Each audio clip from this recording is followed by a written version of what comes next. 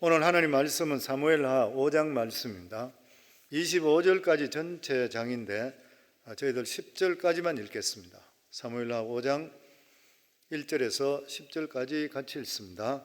이스라엘 모든 지파가 헤브론에 이르러 다윗에게 나와 이르되 보소서, 우리는 왕의 한 권력이니이다.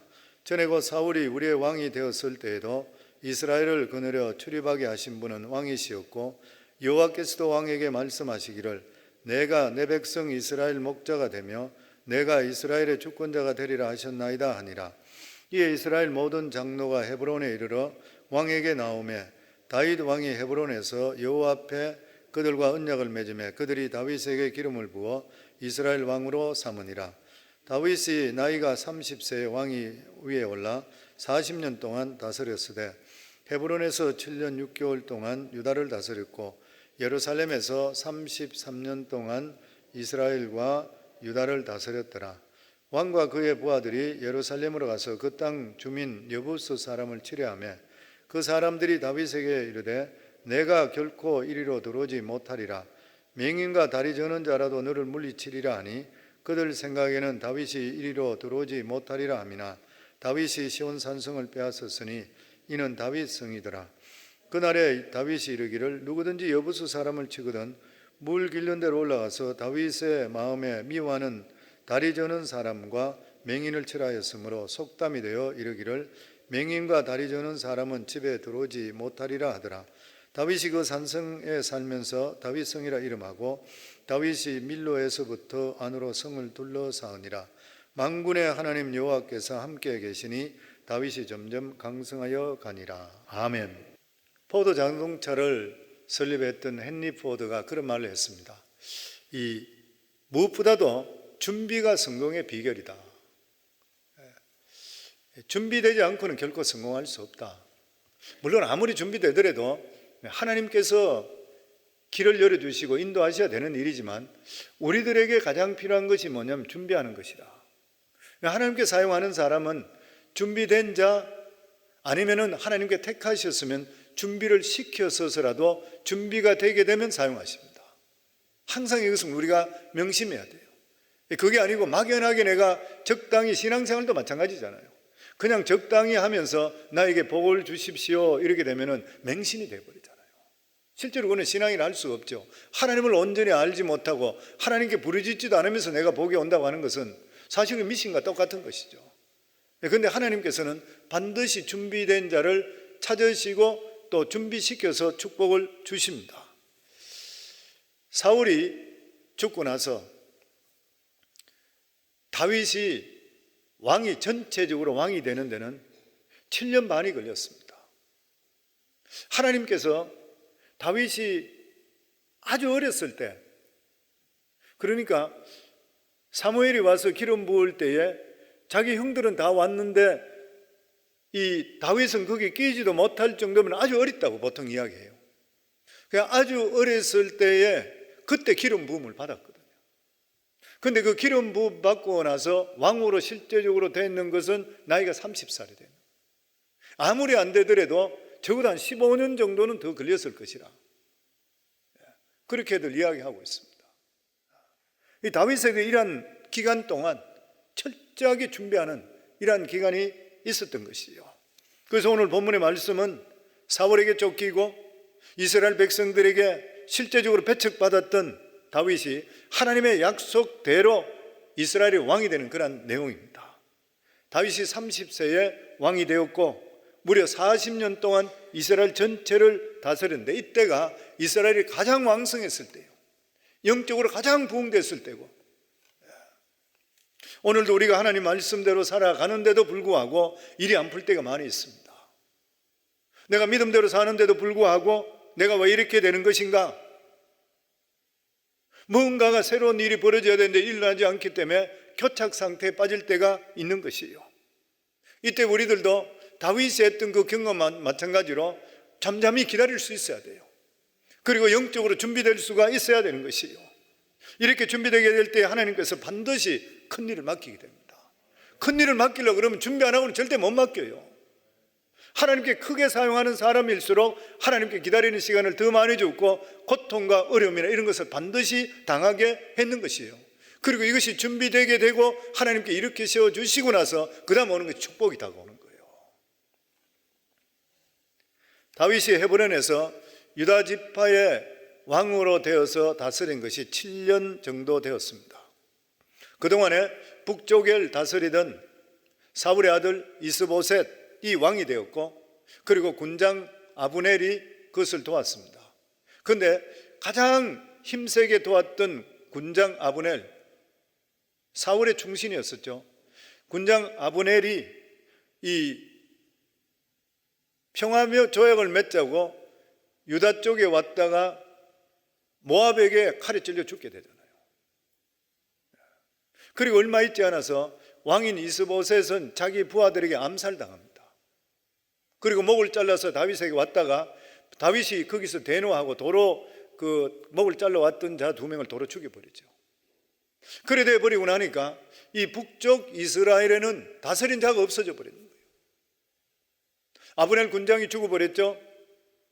힘이 없었고 뭐 이랬다 하더라도 그래도 왕이 있었는데 이스보셋까지 암살당해 버렸어요. 그러니까 그들에게 대안이 없었습니다. 그러니까 거기에 있는 지파의 족장들, 장로들, 대표들이 다윗을 찾아왔는 것이에요. 바로 하나님께서 말씀하셨던 그 때가 되었는 것입니다. 오늘 1절에 보면은 이스라엘 모든 지파가 헤브론에 이르러 다윗에게 나와 이르되 보소서 우리는 왕의 한 권력이니이다. 유다 지파 외에는 다윗이 왕이 되는 것을 원하지 않았는데 이 사람들이 찾아와서 했는 말이 뭐냐면 왕은 우리의 권력입니다. 딴 대안이 없었던 것이에요. 자기들이 아무리 생각해 보더라도 다른 대책이 없었던 것이에요. 그 사람들이 위기에 봉착하면 인간적인 사람은 믿지 못합니다. 내가 설교할 때 항상 그런 말씀 드리죠. 만약에 내 삶 속에 기도가 진짜 필요하다 할 때는 기도하는 사람에게 부탁해야 돼요. 옆 사람한테 그냥 신앙생활 별 볼 일 없는데 이 사람한테 내 기도해 주세요. 그 사람 자기 기도도 안 하는데. 그 사람이 진짜 급한 일이 생기면 기도하는 사람 찾아갑니다. 마찬가지인 것이에요. 이스라엘이 지금 어떻게 할 수가 없으니까 자기들이 모여서 다윗에게 찾아왔는 거예요. 왜냐하면 다윗은 하나님께서 기름 부으시고 하나님의 사람이고 다윗의 용맹을 다하는 것이에요. 결국 어려움이 있게 되면 하나님의 사람을 찾게 되어 있습니다. 애굽에 7년 6년이 온다 했을 때에 요셉이 총리가 되었습니다. 그런데 그때 바로 왕에게는 딴 대책이나 대안이 없었어요.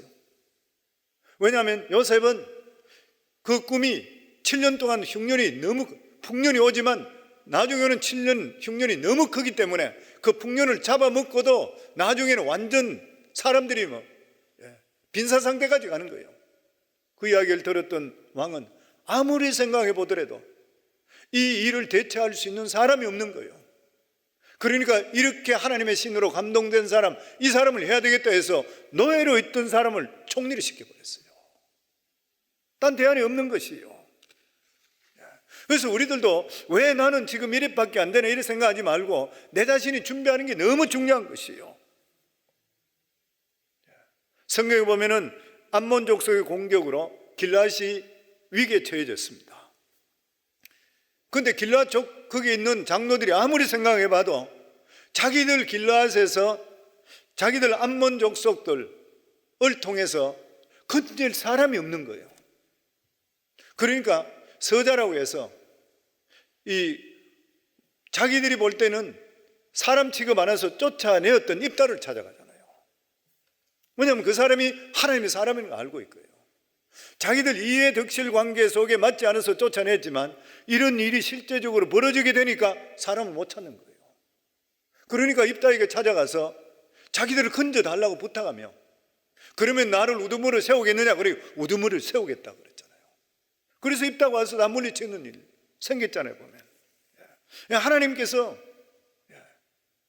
어떤 위급한 일이 생길 때는 하나님 사람을 찾습니다. 그래서 우리가 하나님의 사람들도 어떤 문제가 생겼다 할 때는 회의하고 이야기한다고 이 문제가 해결 절대 안 돼요. 하나님의 사람이 누군가 찾아야 돼요. 제가 이 설교하면서 제가 겪었던 일을 이야기하는 게 참 민망스러운, 좀 그거 한데, 저는 이걸 설교를 준비하다 보니까 옛날에 제가 평신도로 있을 때 생각이 납니다. 제 얘기가 대단히 죄송합니다. 근데 예를 들어서 제가 한 말씀드리는 거예요. 저희가 처음에 교회에 나갔을 때 그 교회가 한 800명 정도 되던 교회였어요. 작년에 한 800명 정도.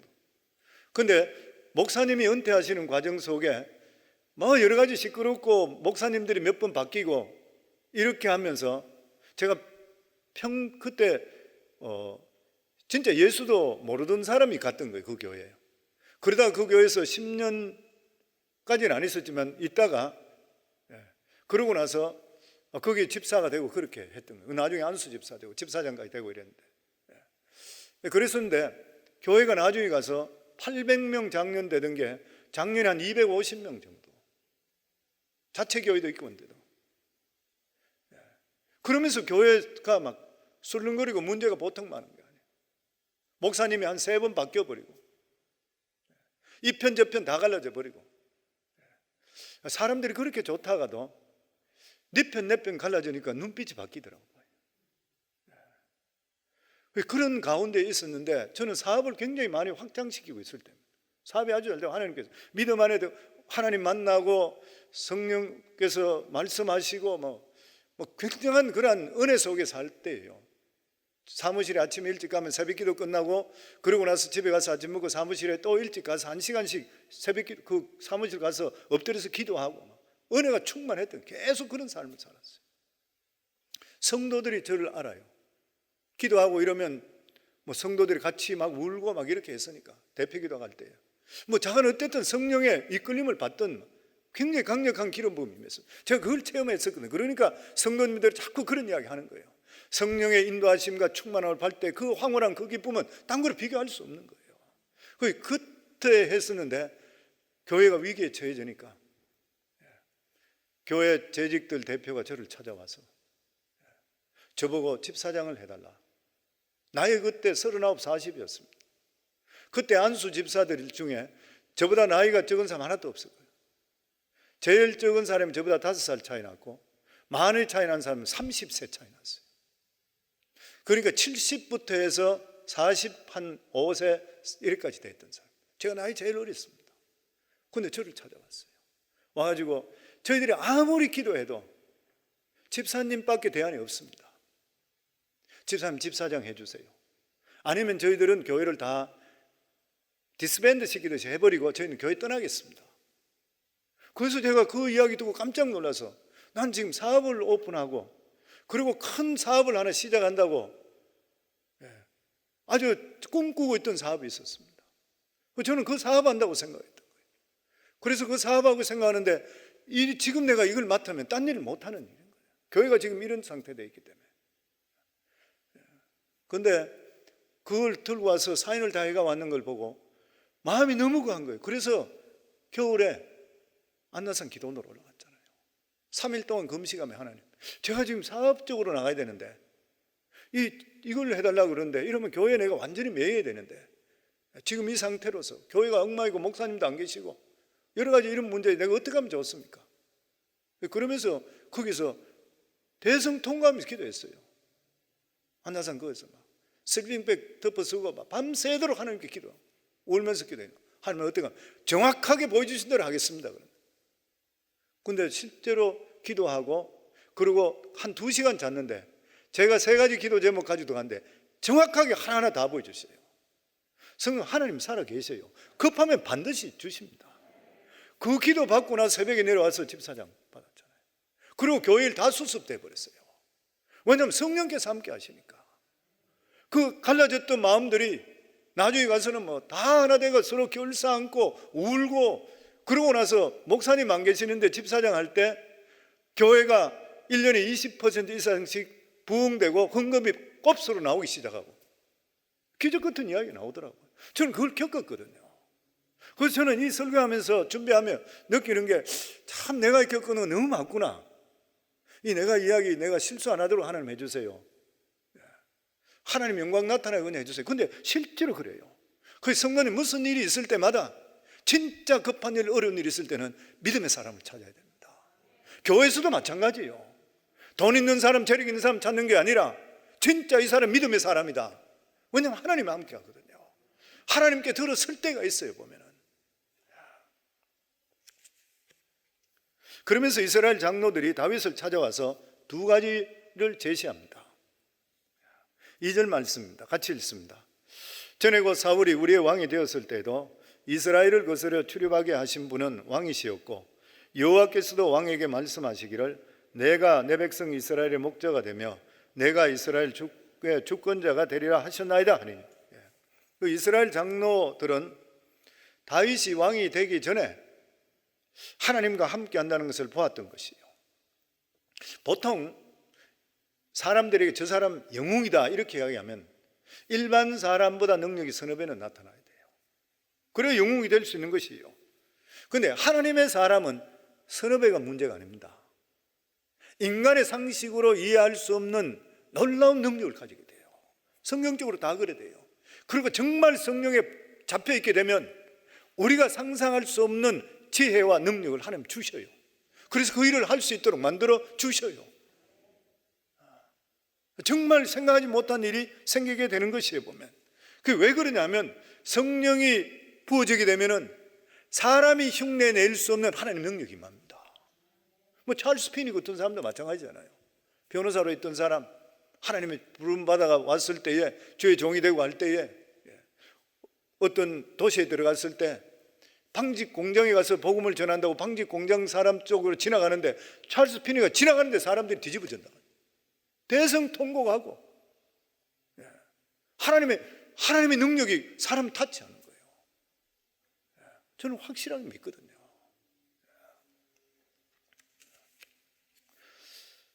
뿐만 아니라 여기 보면 두 번째 이유가 뭐냐면은 여호와 하나님께서 다윗을 이스라엘 목자로 세우셔서 주권자가 되게 하셨다 그랬습니다. 자기들은 모두 다가 다윗이 이스라엘 하나님께 세우신 왕이라는 것을 알았어요. 그럼에도 불구하고 이들이 속히 오지 않았던 이유가 어딘 것이에요? 기득권입니다. 기득권. 나한테 손해가 될 것인가 덕이 될 것인가? 저 사람이 되면 나한테 어떤 관심을 가지고 나한테 유익이 될 것인가 손해될 것인가? 하나님 나라를 생각하는 것이 아니라 내 유익을 구하게 됩니다. 이거 우리 똑같아요. 아마 별반 차이 없을 거예요. 어떤 문제가 부딪히게 될 때 이것이 하늘나라의 덕이 되는가 교회의 덕이 되는가 보다 이게 나에게 어떻게 덕이 될까 안 될까? 이스라엘 장로들이 똑같았습니다. 하나님의 뜻이 있음에도 불구하고 딴 길을 찾았던 것이죠. 그러다 나중에 마지못해 어떻게 할 수 없으니까 다시 돌아오게 됐지요. 그런데 이때부터 이스라엘이 복이 시작됩니다. 우리가 항상 명심해야 될 것이 내 생각과 틀리더라도 이것이 하나님께서 기뻐하시는 유일한 뜻이라 생각할 때 내 생각을 접으실 때 그때부터 하나님의 축복이 임하게 되어 있는 것이에요. 그러면 3절 말씀입니다. 이에 이스라엘 모든 장로가 헤브론에 이르러 왕에게 나오매 다윗 왕이 헤브론에서 여호와 앞에 그들과 언약을 맺으매 그들이 다윗에게 기름을 부어 이스라엘 왕으로 삼으니라. 다윗은 이스라엘 장로의 말을 듣고 나서 이제 하나님께서 부르셨던 때가 되었구나 이렇게 생각해서 승낙을 하게 됩니다. 그러면서 여기 보면 언약을 세워서 이스라엘 왕이 됐다. 이 사람들이 오면서 북쪽에서 오면서 이스라엘 유다는 아주 적은 땅이었잖아요. 밑에 헤브론에 아주 적은 땅입니다. 이 전체 자기 따지고 보면 한 10배 이상 되는 그쪽 전체 땅에 대한 게 다 자기한테 오는 것이죠. 그럴 때 이스라엘 장로들이 이제 조건을 걸는 것이에요. 그게 언약입니다. 근데 아마 신학자들이 보통 이야기할 때에 그들이 요 조건을 많이 내놨을 거라. 근데 이 조건을 모두 다 승낙해 주는 거예요, 다윗이. 그러면 전체 왕이 되는 것입니다. 그때에 다윗이 전체 이스라엘 왕이 됐을 때 몇 살이냐면 37살이죠. 37살. 그리고 33년 동안 통일된 이스라엘을 다스리다가 70대 때에 솔로몬에게 왕위를 전위해 주고 자기는 죽습니다. 그러니까 다윗은 30대 헤브론의 유다 왕이 됐고 37세에 전체 통일 왕국의 왕이 되었습니다. 그리고 전체 동안 다스린 것이 40년 동안 다스리게 되었던 것이죠. 그런데 실제로 이때가 다윗에게는 너무너무 감격했을 것 같아요.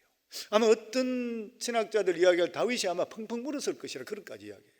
왜냐하면 2세 말째 아들로 있으면서 가족들에게도 인정받지 못했던, 사무엘이 왔을 때 기름 부을 때 다른 형들이나 다 줄 수 있었는데 이 아들만은 이 말째를 어떻게 해서 양치로 내보내고 부르지도 않았던 아들, 제사에 참석도 하지 못했던, 어쩌면은 배다른 자식이 있을지도 모르는 이러한 아들이었음에도 불구하고 하나님께서 기름 부으시고, 그리고 10년 동안 도망 다니고 다 이랬지만은 이제 결과적으로 하나님의 약속의 말씀이 이루어지게 되는 그 순간에 누구보다도 다윗은 감격했을 것이에요.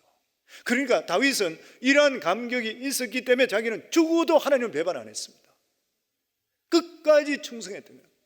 끝까지 자기는 이 나라는 하나님 것이고 나는 여기에 대해서 하나님의 촉매자다, 하나님 말씀하는 대로 하겠다. 그러니까 하나님께서 이스라엘은 주인은 하나님이시죠, 왕은 하나님이시잖아요. 우리들도 왕은 하나님이시잖아요. 그렇잖아요 보면. 그러니까 이 이스라엘의 왕은 하나님이시고 자기는 하나님께서 세워준 종이다, 이걸 평생을 변하지 않았던 거예요. 다윗이 그렇게 될 수밖에 없는 것은 하나님께 베풀어 주신 은혜를 끝까지 안 잊었습니다. 이게 우리한테 진짜 필요한 거예요 보면. 그러기 위해서는 하나님의 살아계심을 체험하셔야 돼요. 그래야지 마음이 변하지를 않게 되는 것이에요 보면. 이스라엘 왕이 알아야 될 가장 중요한 사실이 뭐냐면 이스라엘의 진짜 왕은 하나님, 인간 왕은 대리자다. 사울이 여기서 실패해버렸잖아요. 내 백성이라 생각해보세요. 하나님 백성인데 내 나라를 생각했어요. 그래 자기 자식에게 넘겨주려고 그랬어요. 이게 잘못된 일인 것이죠. 그리고 이스라엘 백성들이 하나님의 백성이라 한다 하더라도, 하나님께 세운 백성이라 한다 하더라도 하나님 말씀에 혼자서는 잘 순종을 잘 안 했습니다. 하기 힘들었던 것이에요. 그 왕이 뭐냐면은 모든 하나님 말씀을 순종하는 하나님 리더자로서 살아갈 수 있어야 돼요.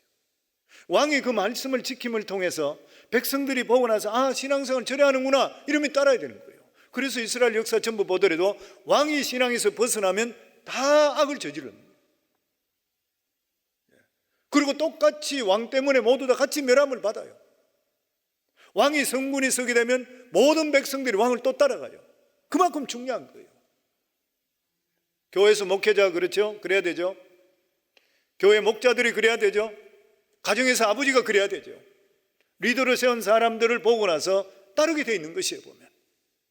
그러니까 교회 성경 말씀을 보면은 선생되기를 자꾸 좋아하지 말라. 그만큼 책임감이 있는 거예요 보면.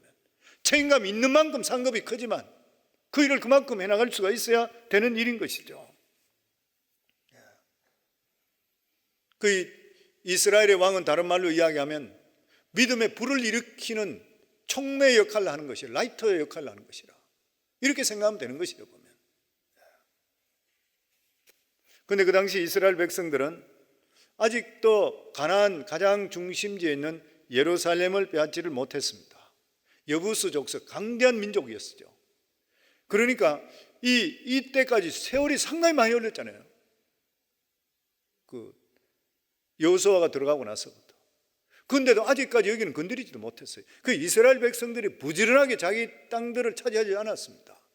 살만하니까 그냥 주저앉아 버렸지, 힘들다 생각하면 하질 않았어요. 하나님께 주신 땅인데도 불구하고 저기 너무 강하다 이 생각에 주저앉아 버렸잖아요.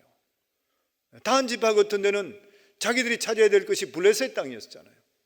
그 블레셋이 워낙 강하니까 산호에서 내려오지도 못하고 도망쳐 다니다가 아예 자기들은 하나님께서 원하시지 않는 쪽으로, 갈릴리 호수 위쪽 쪽으로, 헐멘산하고 중간사이 그쪽으로 완전히 옮겨버렸잖아요. 그러면 지금은 어떻게 됐다 그래요?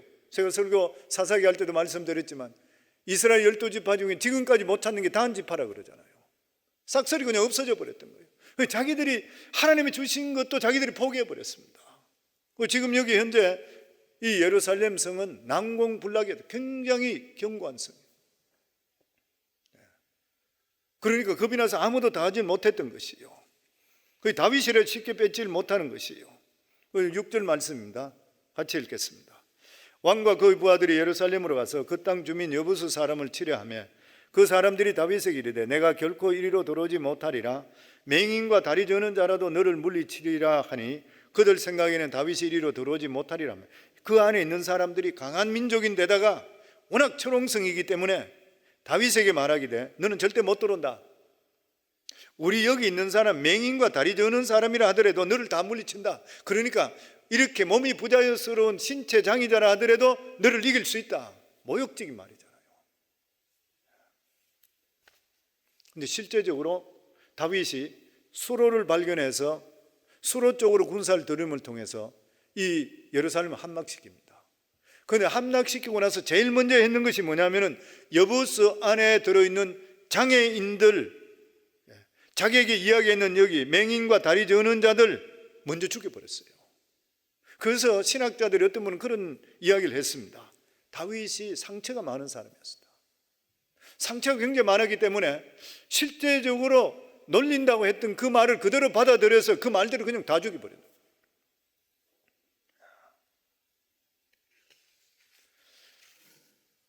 어쨌든 하나님께서 다윗이 이렇게 도망다니고 사람들의 놀림받고 이런 일이 많은 때문에 열등감이 있는데도 그걸 자극하는 바람에 뭐 어쨌든 그래 됐지만 그 성을 함락시켰습니다. 하나님께서 다윗에게 예루살렘 성을 차지하게 만들었습니다. 그리고 나서 9절 말씀입니다. 같이 읽습니다. 다윗이 그 산성에 살면서 다윗성이라 이름하고 다윗이 밀로에서부터 안으로 성을 둘러싸으니라. 그래서 다윗이 자기가 이 산성에 살면서 다윗성이라, 그래서 예루살렘을 지금도 다윗성이라 부르잖아요. 그때부터 왔던 거죠. 그리고 시온성이라, 두 가지 이름으로 불림받아요. 예루살렘이. 그런데 이 예루살렘을 다윗이 수도로 삼은 것은 진짜 지혜로운 이야기입니다.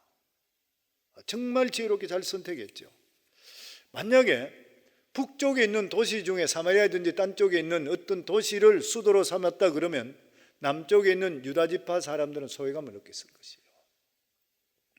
그런데 만약에 다윗이 자기들이 유다지파에서 왕으로 세움받았던 헤브론 산지, 그것도 난공불락의 요새거든요. 헤브론 산지에서 자기가 왕이 되고 수도를 거기 그대로 삼았다 그러면 북쪽 사람이 소외되는 거예요. 그런데 예루살렘을 400년 동안 여부스 사람을 이기질 못하고 남겨두고 쳐들어가지 못했던 강력한 족속이었대. 그걸 왕이 처음으로 되면서 군사들 데려가서 그걸 함락시켜 버렸어요. 그걸 통해서 이스라엘 백성들이 다윗을 보면서 정말 하나님 세웠구나, 저 사람 우리 민족의 지도자가 맞다, 확신이 들어오는 것이에요. 그리고 뿐만 아니라 예루살렘은 난공불락이었을 뿐만 아니라 동서남북에 어디든지 교통의 요지였었습니다. 기가 막힌 장소였던 것이죠.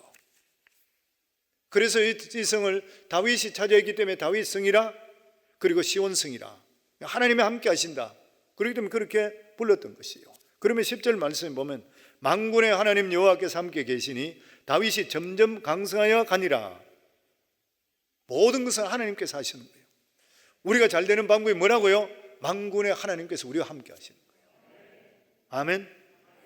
그리고 또 하나님께서는 두로왕 히람이 많은 나무와 석공을 보내와서 다윗이 집을 짓게 했습니다. 11절에서 12절입니다.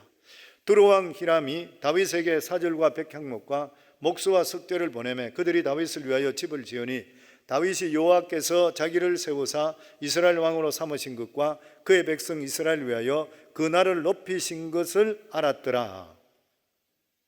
다윗은 열등감이 많았던 사람이라 그렇게 이야기합니다. 말 함부로 들으면서 상처를 깊이 받던 그런 사람. 그런데 생각지도 못했던 이 두로왕 히람이 사람을 보내서 궁궐을 지어주는 거예요. 그런데 이것을 다윗은 하나님께서 하시는 선물이라 이렇게 받아들였던 것이에요. 하나님께서 내가 했는 걸 기뻐하셨구나, 그 진짜 하나님께서 나에게 상급을 주시는 것이구나. 실제적으로 우리 인간의 연약함이 바로 여기 있습니다. 우리가 믿음 생활을 하는데도 불구하고 일들이 잘 안 풀리고 하게 되면 마음에 의심이 들어요. 하나님께 나를 사랑하실까? 아니면 하나님 계신가? 왜 이렇지? 이렇게 생각할 때가 많이 있습니다. 그래서 우리가 믿음 생활 열심히 하고 정말 충성스럽게 할 때는 반드시 하나님께서 상급을 우리에게 허락하시요. 그게 우리에게 건강이 될 수도 있고, 아니면 병치유될 수도 있고, 아닌 것 같으면 우리 삶 속에 물질로도 복을 주세요. 다윗은 지금 물질의 복을 받는 것이에요. 성도, 우리가 물질하고 믿음하고 직접적인 연관은 없다 하더라도 믿음 생활 다하면 항상 그에 따른 상급 중에 하나님께서 우리의 필요한 것을 채워주시게 되어 있습니다. 아멘. 그러면서 이스라엘의 12지파가 하나 되는 것이죠. 그러면 이스라엘이 부흥되기를 시작했습니다. 그런데 이때에 이스라엘의 바깥쪽과 안에서 위기가 시작됩니다. 바깥쪽이라 이야기한다면 블레셋이 가만히 보니까 이 다윗이 아기스 왕의 신하였었잖아요. 신하였던, 몸을 숨겼을 때 신하로 있었던 거예요. 근데 왕이 되었어요. 근데 이스라엘 전체 왕이 되어버렸어요. 그러니까 블레셋이 다윗에게 쳐들어오는 것이에요. 이게 바깥의 공격입니다. 안의 위기가 뭐냐면은 다윗이 헤브론 산지에 헤브론에서 왕이 되었을 때에 이미 자기 부인이 6명이었습니다. 근데 이 다윗이 예루살렘으로 옮기고 나서부터 부인들을, 그리고 첩을, 그러니까 처첩이라고, 여기 성경 말씀 같이 한번 읽어보면 돼요. 13절부터 15절 같이 읽습니다.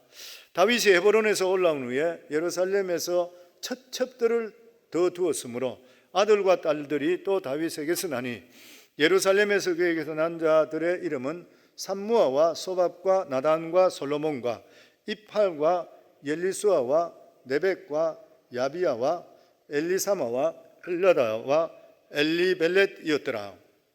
아들 이름들도 이상한 이름들이 어쨌든 많은데, 여기서 보면 헤브론에 6명의 아내를 둔데도 불구하고 올라가서 처첩을 두는데, 여기 성경에 오늘 다윗 말에 보면 처음으로 첩이란 말이 나와요. 헤브론에서는 부인 6명이 처라고 부인으로 나와 있습니다. 근데 여기는 처첩 그랬어요. 솔로몬이 보니까 제가 아버지를 봤어요. 그러니까 처첩이 그렇게 많았던 거예요. 근데 이것은 결코 좋은 일이 못 되는 것이죠. 왜냐하면 성경 말씀에 율법에서 보면은 여자들을 절대로 많이 두지 말라 그랬어요. 아내를 많이 두지 말라 그랬어요. 경고를 했던 말씀입니다. 신명기 17장 17절에 보면 그에게 아내를 많이 두어 그의 마음을 미혹되게 하지 말 것이며 자기를 위하여 은금을 많이 샀지 말 것이라. 지도자들에게 너무 중요한 말씀입니다. 기도원 같은 사람도 별 볼 일 없는 사람, 하나님의 갑자기 천사가 나타나서 영이 임함을 통해서 미디안을 물리치고 이스라엘의 전체의 왕과 같이 돼버렸잖아요. 기도원이 대단했던 사람이잖아요. 근데 어떻게 됐어요? 여자를 많이 두고 그랬어요. 자식을 많이 두고 나중에 가서 돈을 좋아해버렸어요. 똑같은 이 말씀 미혹돼 버려요. 그래서 어떤 신학자들은 그런 이야기 했습니다. 여기 보면 처첩을 많이 두었다, 이 말은 밧세바 이야기를 하기 전에 이었던 말씀이다 그래요. 얼마 있으면 사건이 터진다, 그 말인 것이에요. 이게 뭐냐면은 다윗에게 있어서 가장 연약한 부분이 뭐냐면 여자였습니다. 우리 남자들에게 명예, 돈, 여자, 이 세 가지만 컨트롤할 수 있으면 그 사람 성공했는 사람이에요. 별 탈 없이 살게 되니까. 그런데 다윗은 여기에 여자에 걸려버렸잖아요. 그바람에 집안에 칼이 떠나지 않아서 자식이 자식을 죽여버렸죠. 형제까지 살육이 다 나타났죠. 결과적으로 그래 됐던 것이에요, 보면. 다윗은 결혼의 원리를 성경적으로 따르지 않고 그 당시 세상적으로 따라갔습니다. 그때 당시만 하더라도 여자는 돈만 있든지 재산만 있으면 얼마든지 드리는 것이에요.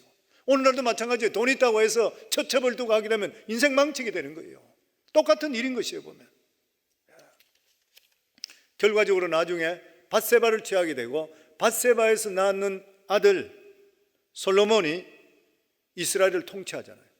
그리고 그 다음에 아들 낳았던 르호보암을 통해 이스라엘 두 쪽으로 딱 갈라져 버렸잖아요. 그래서 하나님의 백성들은 진짜 하나님 말씀 잡아야 되는데 어려울 때는 결사적으로 잡습니다. 어려울 때 결사적으로 안 잡는 사람 누가 있어요? 어려울 때 다 결사적으로 잡아요. 그런데 나중에 어느 정도 성공하면 마음에 교만이 들어버려요. 적당히. 그리고 하나님 말씀 대로 살아라 그러면 부담스러워. 왜냐하면 세상에 좋은 게 너무 많은데, 어디 가면 사장님 뭐 해주고 자꾸 사람들 막 이래 떠받쳐주고, 그게 좋은 거예요. 자꾸 믿음에 빠졌는지도 모르고 망하는 것이에요 보면. 그 왜 그러냐면 우리 인간에게는 항상 부패성이 따라옵니다.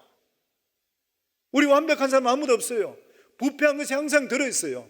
그러다 이것이 자극되면서 튀어나오면 믿음에서 떠나버리는 거예요. 그리고 블레셋의 공격이라 그랬죠. 그 17절 말씀입니다. 이스라엘이 다윗에게 기름을 부어 이스라엘 왕으로 삼았다함을 블레셋 사람들이 듣고 블레셋 사람들이 다윗을 찾으러 다 올라오매 다윗이 듣고 요새로 나가니라. 블레셋 사람들은 다윗을 왕으로 생각하지 않고 자기들 신하로 생각했습니다. 왜냐하면 블레셋에 망명했을 때에 아기스 신하로 있었기 때문에 그래요. 그러니까 신하로 생각했기 때문에 내 신하 찾으러 왔다. 만약 여기서 다윗이 블레셋과 지금 현재 이 이스라엘은 군사적으로 상대가 안 됐습니다. 여기서 다윗이 만약에 꺾여버리면 이스라엘은 평생 블레셋의 신하가 되어야 되는 거예요. 그때 이 어려운 지경에 있을 때 다윗이 하나님께 묻습니다. 이게 일반 사람하고 틀리는 것이죠. 19절 말씀입니다. 다윗이 여호와께 여쭤보 이르되 내가 블레셋 사람에게로 올라가리이까 여호와께서 그들을 내 손에 넘기겠나이까 하니 여호와께서 다윗에게 말씀하시되 올라가라.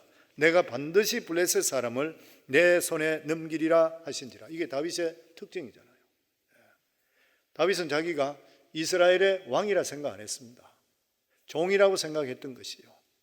자신은 오로지 하나님의 종일 불가문이고 이스라엘을 다스리는 분은 궁극적으로 하나님이시다. 그러니까 위기에 닥쳤으니까 하나님께 물어보는 거예요. 그 물어보니까 하나님께 가라 그랬어요. 근데 우리들도 보면은 어떤 위기가 당했을 때에 하나님께 물어보는데 응답이 늦을 때가 있잖아요. 응답이 늦을 때는 기다려야 될 수밖에 없습니다. 기다릴 수밖에 없죠. 사울과 같이 먼저 앞서서는 안 되는 것이죠. 그런데 기도할 때 예를 들어서 하나님 언제까지 응답이 없으시면 그냥 제 생각대로 하겠습니다. 아니면 막아주세요. 그러고 해서 상관없어요. 기도했기 때문에. 그런데 그렇지 않고는 하나님께서 주실 때까지 자꾸 응답을 기다리셔야 돼요. 그래서 우리 모두 다, 저도 지금도 기도할 때 그렇게 기도합니다. 하나님 말씀해 주세요. 듣겠습니다. 기다리겠습니다. 제가 계속 기다리겠습니다. 확인을 주세요. 이런 기도를 계속적으로 하는 것이에요. 그런데 사울은 어땠어요? 물어보는 일도 없었고 하나님 응답이 없을 때에 자기 소신대로 제사를 드려버렸던 것이에요. 그런데 다윗은 철저하게 하나님을 의지했기 때문에 하나님을 의지하면서 전쟁을 시작했습니다. 그리고 다윗이 블레셋 사람을 친 것을 바알브라심이라 불렀는, 이 지명의 뜻이 뭐냐면 흩어버리신 것, 흩어버린 주. 블레셋 사람이 엄청스럽게 많이 왔는데 마치 웅덩이 같이 이렇게 모여 있는데 하나님께 흩었어요. 어떻게 흩은지는 몰라요. 그렇지만 하나님께서 흩으셨다. 기적과 능력을 일으킨 건 사실입니다. 그러고 나서 20절 보면 다윗이 바알브라심에 이르러 거기서 그들을 치고 다윗이 말하되 여호와께서 물을 흩음같이 내 앞에서 내 대적을 흩으셨다 하므로 그곳 이름을 바알브라심이라 부르니라. 하나님께서는 아무리 큰 거라 하더라도 하나님 능력이면 흩어지게 돼 있어요. 아무리 자기들이 단결하고 우리가 볼 때는 도저히 이길 수 없다 하더라도 하나님이 함께 하시면 흩어버렸어요.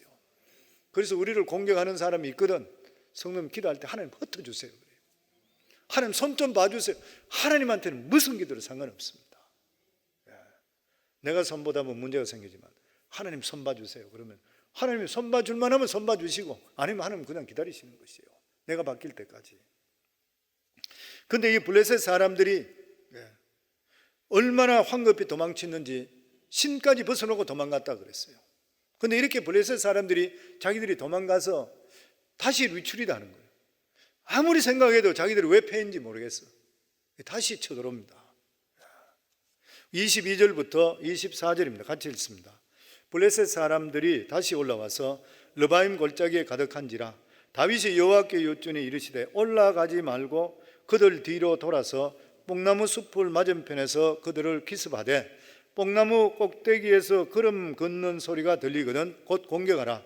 그때 여호와가 너희보다 앞서 나가서 블레셋 군대를 치리라 하신 대로. 저는 이 말씀 읽으니까 너무너무 기분 좋고 가슴이 두근두근해요. 이 말씀 읽어보세요. 블레셋 사람은 가득히 찾아왔어. 다시. 근데 다윗이 하나님께 여쭈니까 하나님 말씀을 해주세요. 올라가지 마라. 이번에는 첫 번째는 올라가서 쳤습니다. 올라가라. 거기 올라갔던 거예요. 이번에는 올라가지 말고 그들 뒤로 돌아서 하나하나 다 이야기해 주세요. 뒤로 돌아서 뽕나무 숲을 맞은편에, 뽕나무 숲이 있었나 봐요. 뽕나무 숲을 맞은편에서 그들을 기습해라.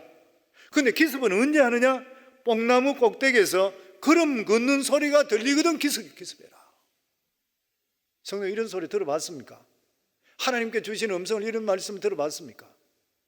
이렇게 해라 저렇게 해라. 실제로 하나님 말씀하셔요.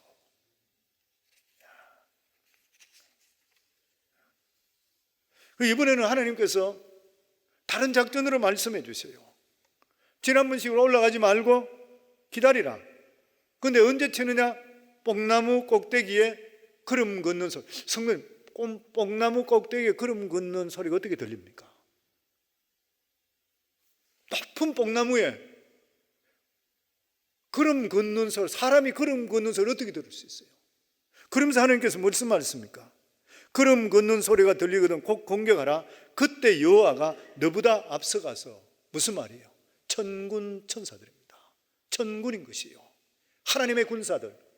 하나님의 군사들이 뽕나무 끝을 밟으면서 가는 것이에요.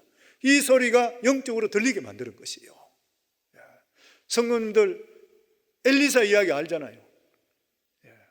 아람 군대가 쳐들어왔을 때에 게하시 이 엘리사 하인이 너무 놀라서 깜짝 놀라서 우리 죽었습니다 했을 때에 이 엘리사가 기도하고 나서 눈을 떠서 보라 했을 때에 아람 군대 뒤에 서 있는 불말과 불병거들, 하나님의 불만과 불병거인 것이에요. 똑같은 것이에요. 여호수아가 가나안 땅에 첫 발을 디뎠을 때도 똑같은 일이 벌어졌잖아요. 여리고성을 공격하기 전에 하나님의 군대 장관이 칼을 들고 서가 있었잖아요.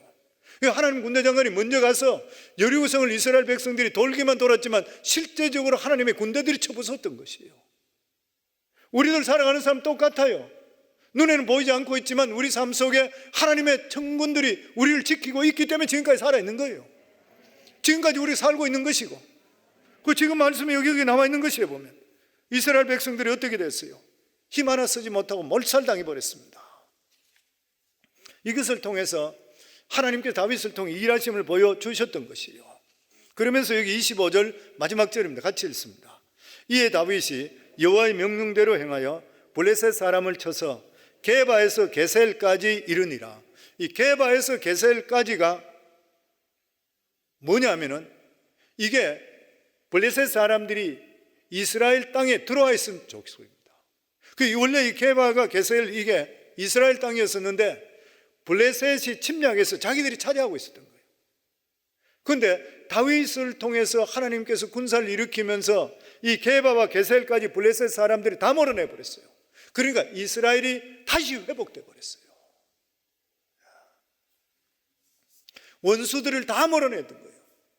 다윗 때 이때에 하나님께서 왕으로 세우자마자 싹 다 물려쳐 버렸어요. 이스라엘 전체가 감격할 일이에요. 지금까지 블레셋에 꼼짝을 못했잖아요. 꼼짝을 못했습니다. 자기의 초대 왕인 사울과 그 세 아들까지도 블레셋 사람한테 다 죽인 바당했잖아요. 그러니까 이스라엘은 블레셋의 밥이었습니다. 그런데 다윗이 왕이 되면서 하나님의 사람이 함께하면서부터 싹 다 물리쳐 버렸어요. 정말 이스라엘 백성들이 감격하고 울었을 것 같아요. 눈물 흘렸을 것 같아요. 그래서 성도님, 우리가 알아야 될 게 뭐냐면 이 세상에 아무리 강한 자라도 하나님과 함께하는 자는 절대 못 당한다. 아멘. 우리가 그래 되시기를 주의 이름으로 축원합니다. 그리고 다윗은 가장 어려움은 뭐였었냐면 자기 속에 있는 부패한 본성을 잘 못 다스리는 게 문제인 거예요. 그래서 나중에 가서 얼마나 피눈물을 흘렸어요. 자기 자식이 자기를 반란하고 맨발로 울면서 다윗성에서 도망치고 이런 비참한 일이 생길 수 있어요. 이게 전부 다가 부패된 마음속에 있는 여자들 처첩을 많이 두고 자식들 관리 잘못해서 일어났던 일인 거예요. 이거 항상 우리가 생각하고 있어야 돼요.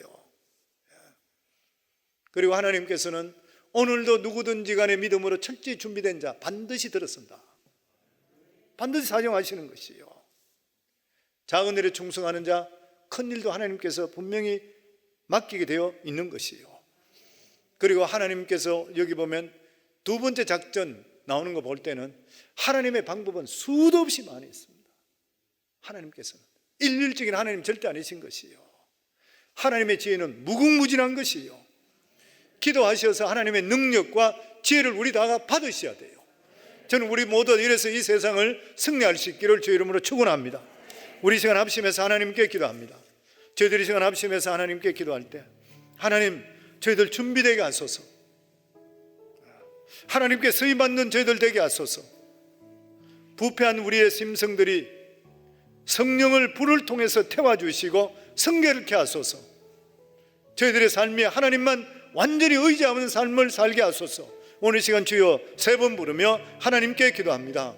주여 주여 주여. 아버지 감사합니다.